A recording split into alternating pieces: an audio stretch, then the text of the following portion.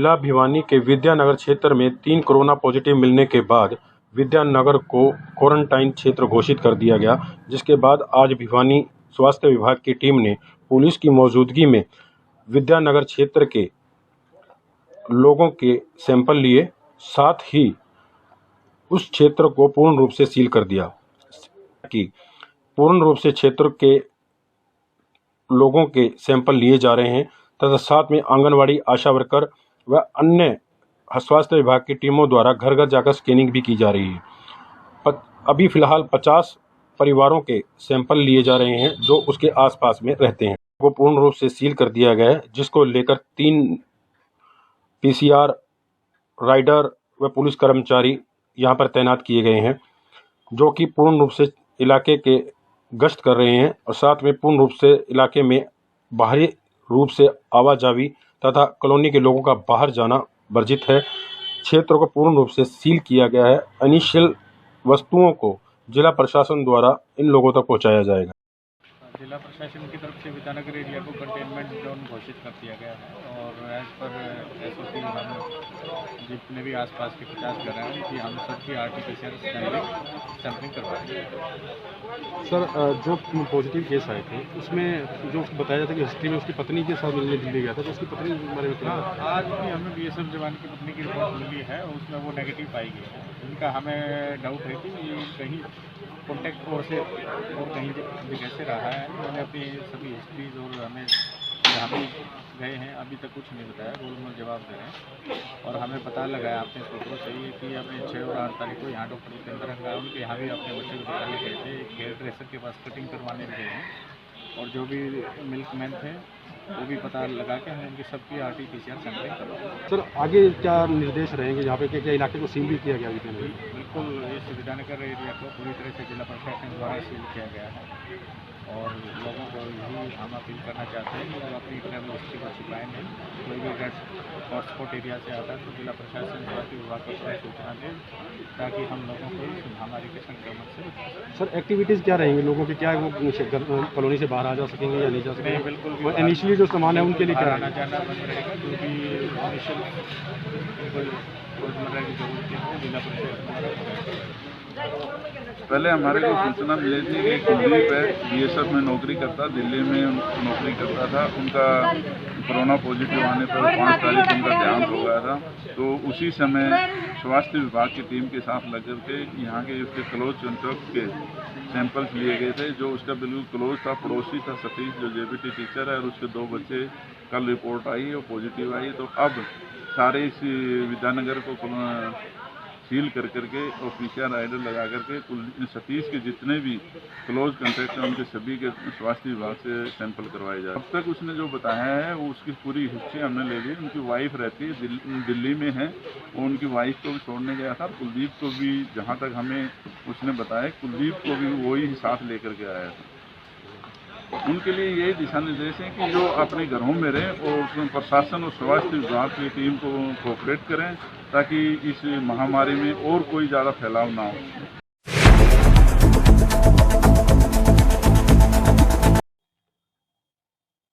भारतवर्ष के अन्य राज्यों से हरियाणा प्रदेश में मजदूरी करने के लिए आए प्रवासी मजदूरों को उनके घर वापसी भेजने की कवायद में प्रदेश सरकार द्वारा हर दिन गाड़ियों व बसों के माध्यम से प्रवासी मजदूरों को भेजा जा रहा है, जिसके चलते छतरपुर मध्य प्रदेश के लिए भिवानी रेलवे स्टेशन से ट्रेन को रवाना किया गया। इस अवसर पर जिला चरखी दादरी के उपायुक्त श्यामलाल पूनिया, पुलिस कप्तान बलवान सिंह, जिला भिवानी के अधिकारी व रेलवे के कर्मचारी मौके पर मौजूद थे, जिन्होंने प्रवासी मजदूरों का आभार व्यक्त करते हुए पुष्प वर्षा की। साथ ही उन्होंने बताया कि प्रवासी मजदूरों का जिले की अर्थव्यवस्था को संभालने में अहम योगदान रहता है, जिसमें यह मजदूर अपनी अहम भूमिका निभाते हैं। फसल की कटाई हो या फिर भवन निर्माण का कार्य हो, इन कामों में इन प्रवासी मजदूरों का अहम योगदान रहता है। निर्माण तथा फसलों की कटाई के लिए अन्य प्रदेशों से प्रदेश में आते हैं। इनके मनों में प्रदेश के प्रति अच्छी भावना रहे और वह पुनः दोबारा हमारे प्रांत में आएँ, इसके लिए इनके ऊपर पुष्प वर्षा की जा रही है। क्या नाम है आपका? गुड्डू। गुड्डू, कहाँ के रहने वाले हो? एमपी के। यहाँ कैसे आए थे? मजदूरी के लिए। मजदूरी करने के लिए? कितने दिन रहे थे मजदूरी करने के लिए? मजदूरी के लिए 1 महीना हो गया। डेढ़ क्या हुआ फिर? महीना रह कैसे गए यहाँ पे? रुक कैसे गए थे यहाँ? लॉकडाउन की वजह से। कहाँ रुके फिर? दादरी कैसी सुविधाएं मिली वहाँ दादरी में? दादरी में सर सुविधा तो नहीं मिली, मगर सुविधा सही है। सुविधा सही नहीं है? मिली मगर फिर भी सही है। ट्रेन जाने के वक्त सही है। अब क्या कहोगे जब घर पहुँच रहे हो, अपने घर जा रहे हो, सरकार ने अब जो घर आपको जा रहे तो सरकार सही कहेगी कि भैया सही सुविधा कर रही। नाम है तुम्हारा? मेरा नाम विनोद कुमार। विनोद कुमार कहाँ के रहने वाले हो? एमपी के, यहाँ कैसे आए थे? मजदूरी करने कितने दिन कहाँ रहे थे? खेड़ी से नवालना। फिर से सरकार में कितनी परेशानी हुई थी वहाँ रहने में? परेशानी तो बहुत हुई सर। बहुत ही। अब कैसा लग रहा है जब सरकार ने जो है ट्रेन भेज दी आप तो लोगों के अच्छा लिए? लग रहा है, भेज दिया है तो क्या कहोगे सरकार के लिए? बढ़िया करेंगे, सरकार का आशीर्वाद करेंगे। देखो, ये लोग श्रमयोगी हैं और किसी न किसी रूप में आप और हम सब की ये लोग मदद करते हैं, भले वो कृषि कार्यों में हो या मकान बनाने में हो या अन्य कंस्ट्रक्शन वर्क्स में हो। तो हर मानव का फ़र्ज़ है, हम भारतीय संविधान में भी ये हमें उल्लेख है, हर भारतीय का ये जिम्मेदारी है कि जो भी हमारे भाई बहन हैं उनके प्रति हम सांप्रदायिक सौहार्द और भाईचारे की भावना को बन पाएँ। तो ये बहुत ज़रूरी है कॉन्फिडेंस बिल्डिंग मेजर की। जो हमारे प्रवासी भाई बहन हैं आज ये अपने घर पे जा रहे हैं, तो हम चाहते हैं कि ये लौट के वापस, जब भी स्थिति सामान्य होती है, ये लौट के वापस अपने नॉर्मल जो रोजी रोटी है और जो हमारे ज़िले की जो अर्थव्यवस्था में इनका जो योगदान है उसमें ये दोबारा से अपनी स्वेच्छा से जुटें। तो इसके लिए हमने ये छोटा सा प्रयास छतरपुर जाएगी मध्य प्रदेश में, और इसमें 1200 जैसे आपको ज्ञात है 1200 प्रवासी जो मजदूर हमारे यहाँ पे बेचारे काम कर रहे थे, भाई लोग हमारे, वो सब लोग इसमें आज अपने घर को जा रहे हैं। इस तरह से डिपार्टिंग एक गिफ्ट हमारी तरह से आज के दिन तो हम यही दे सकते हैं कि हम इनका सम्मान करें। ये इनके योगदान की वजह से ही हमारा ज़िला आज ज़िला है, या जो भी प्रगति आज कर पाया है इनका उसमें अभूतपूर्व योगदान। बोगी के हर प्रतिबोगी 54 व्यक्ति हैं, तो वो सोशल डिस्टेंसिंग का पालन, जो रेलवे जो भारत सरकार के जो दिशा निर्देश हैं उनके अनुसार ही इसमें लोगों को बैठाए। Thank you. आप देखिए 1200 हमारे प्रवासी मजदूर जो है छतरपुर, भिवानी से छतरपुर के लिए रवाना हो रहे हैं, और उनको यहाँ एक बहुत ही सुव्यवस्थित तरीके से खाना दे करके खिला करके यहाँ बैठाया गया है।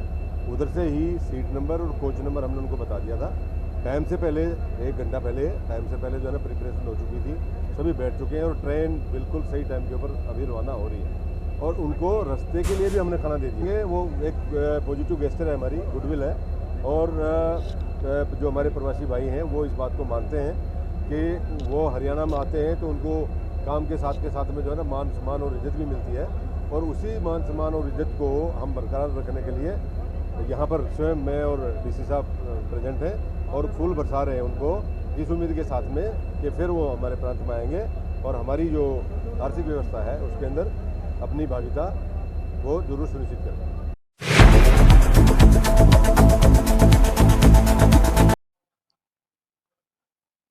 छोटी काशी मिनी क्यूबा के बाद सिंथेटिक निवार फैक्ट्रियों में अपनी पहचान रखने वाला भिवानी का औद्योगिक क्षेत्र इन दिनों समस्या से जूझ रहा है। कोविड-19 को लेकर बंद हुआ भिवानी का औद्योगिक क्षेत्र को प्रदेश सरकार द्वारा पुनः खोले जाने के बाद भी अब औद्योगिक क्षेत्र के उद्योगपतियों के लिए लेबर यानी मजदूरों के पलायन के सिलसिले के बाद समस्या से जूझ रहा है। औद्योगिक क्षेत्र में बंद पड़ी फैक्ट्रियों से जहां औद्योगिक इकाइयों को नुकसान हो रहा है, वहीं उद्योगपतियों का कहना है कि अगर ये फैक्ट्रियां शुरू होती हैं तो कहीं ना कहीं आने वाले समय में उद्योगपतियों के लिए समस्या का कारण बन जाएंगी।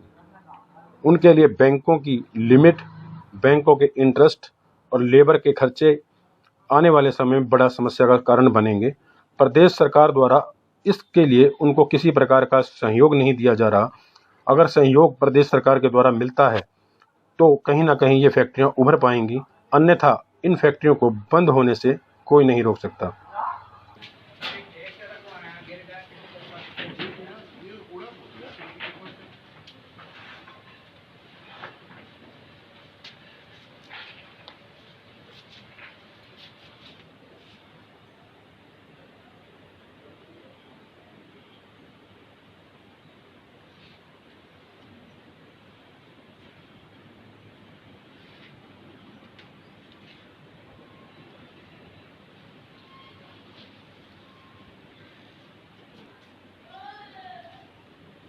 अब घर जाने बच्चे वाले आदमी हैं, हाँ, तो बताओ कहीं काम चलता नहीं, दूसरी फैक्ट्री में काम करते हैं, वो भी नहीं चल रहा काम, क्या करें।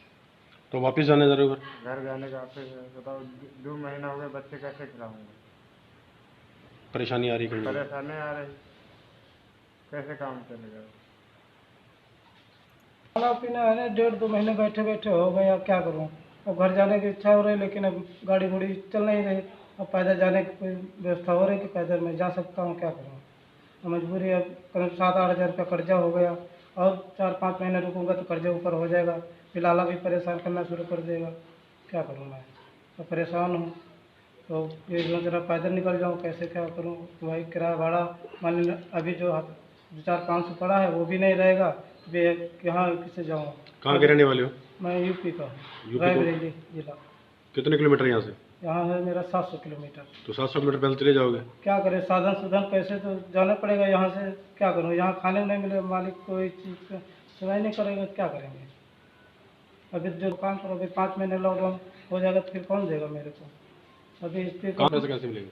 सर काम तो करूँगा घर, वो तो बात अलग है, लेकिन जब काम ही नहीं मिलेगा तो क्या करेंगे। अब 1.5 महीना मशीनर खटका नहीं दबाया, बताओ अब क्या काम मिलेगा। अब तुम 4 दिन बोल रहे हो काम करो, तो 4 दिन करके अभी 17 तारीख 18 तारीख को लॉकडाउन इससे ज़्यादा हो जाएगा, तो फिर क्या करूँगा मैं।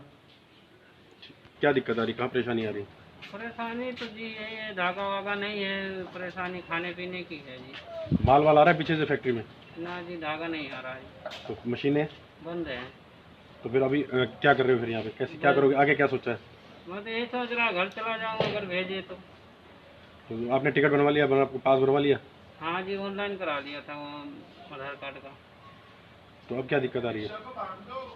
दिक्कत यही है, घर जाना चाह रहे हैं, घर चले जाएं तो ठीक रहेगा।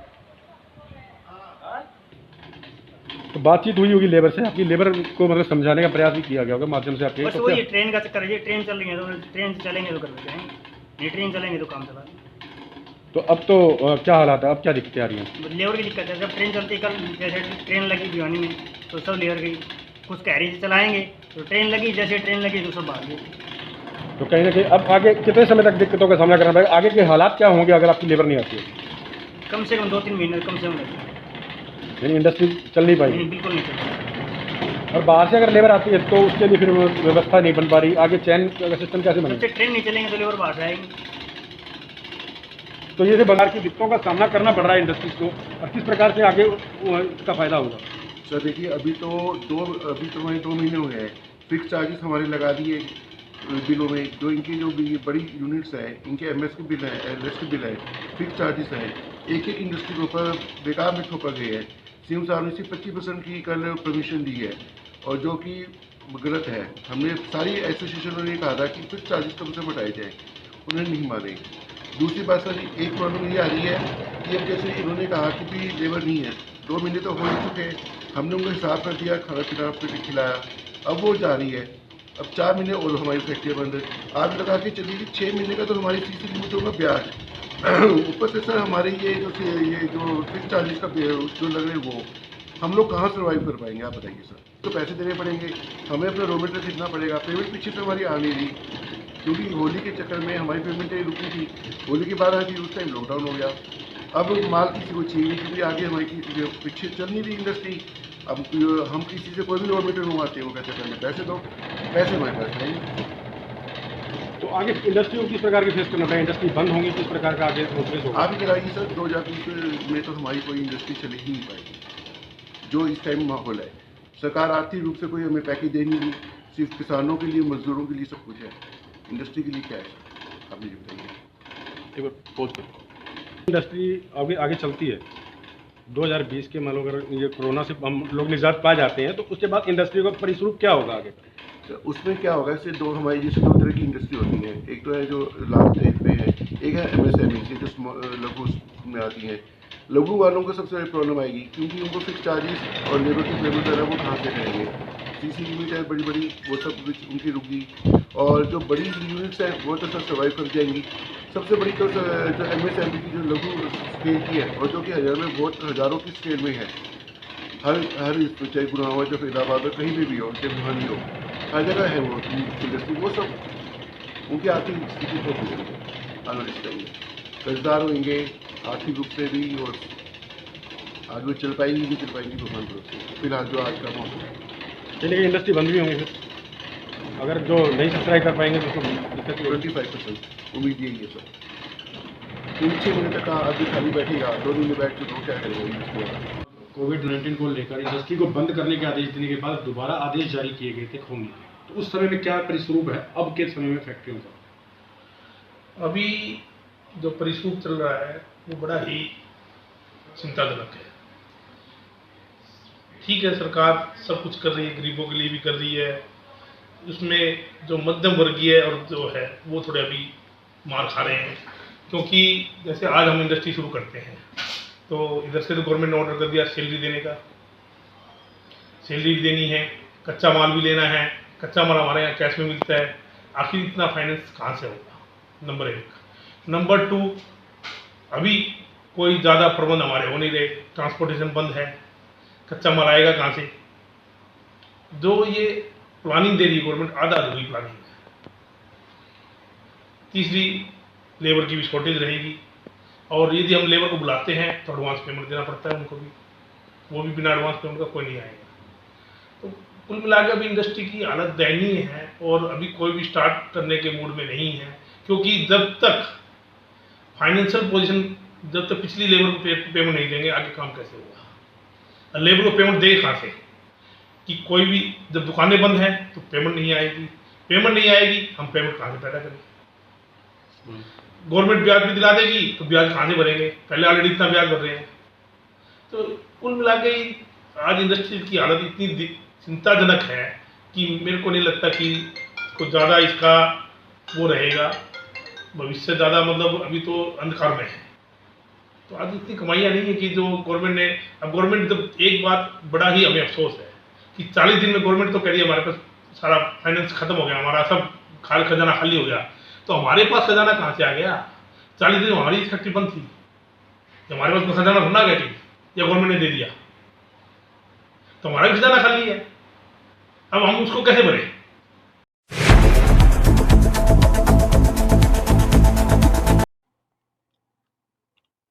रोहतक रोड स्थित बजरंग बली कॉलोनी में रहने वाले लोगों के लिए इन दिनों नज़दीक स्थित निजी अस्पताल समस्या का कारण बनते जा रहे हैं।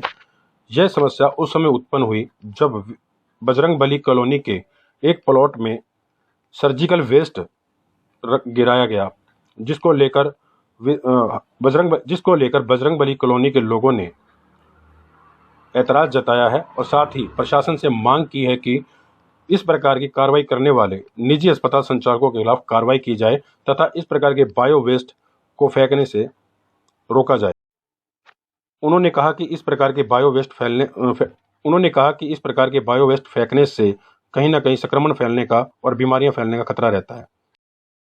आ रही है कि बच्चों को इन्फेक्शन हो सकता है और छोटे छोटे बच्चे इस कॉलोनी में और चारों तरफ बच्चे घूमते रहते हैं जो सब, और अवैध आदमी भी यहाँ आते हैं। दूसरी बात ये है कि जितने भी हॉस्पिटल है सब पूरा कचरा यहाँ ला करके डाल देते हैं। इन्फेक्टेड नीडल्स पड़ी हुई है और इंजेक्शंस पड़े हुए हैं, जो कि इनको जो है ना सिविल हॉस्पिटल में जो और जलाने का प्रतिक्रिया है वहाँ भेजना चाहिए इनको। दिक्कतें भाई साहब, एक इससे सबसे बड़ी जो बीमारियाँ हैं वो फैलने का बहुत बड़ा खतरा है। आप देख रहे हैं वैश्विक महामारी में, कोरोना में जो हालत पूरे देश की, संसार की हो रही है, वैसे ही ये अगर हमारी कॉलोनी में जो इस प्लॉट में कूड़ा डल रहा है वो मेडिकल वेस्ट है, जिसमें इंजेक्शन की सुइयाँ और ग्लव्स और ये सारी चीज़ें हैं। इसके साथ साथ यहाँ सारे जानवर भी घूमते रहते हैं जो इससे इन्फेक्टेड होकर बाकी पूरी कॉलोनी को इन्फेक्ट भी कर सकते हैं और पूरे वातावरण में प्रदूषण भी फैला रहे हैं और खतरनाक बीमारियाँ फैलने का खतरा है। ठीक है सर, थैंक यू सर। आपका नाम? Gopal Krishna Kopali. Thank you sir. News today पर बने रहने के लिए आप सभी दर्शकों का धन्यवाद। आप सबसे अनुरोध, हमारे न्यूज़ चैनल को सब्सक्राइब करें, लाइक करें और शेयर करें और कमेंट में हमारे को लिख जरूर भेजें। अगर आपके आसपास में है कोई खबर, कोई घटनाक्रम, तो हमें बताएं, हम आपकी खबर को उठाएंगे प्रमुखता से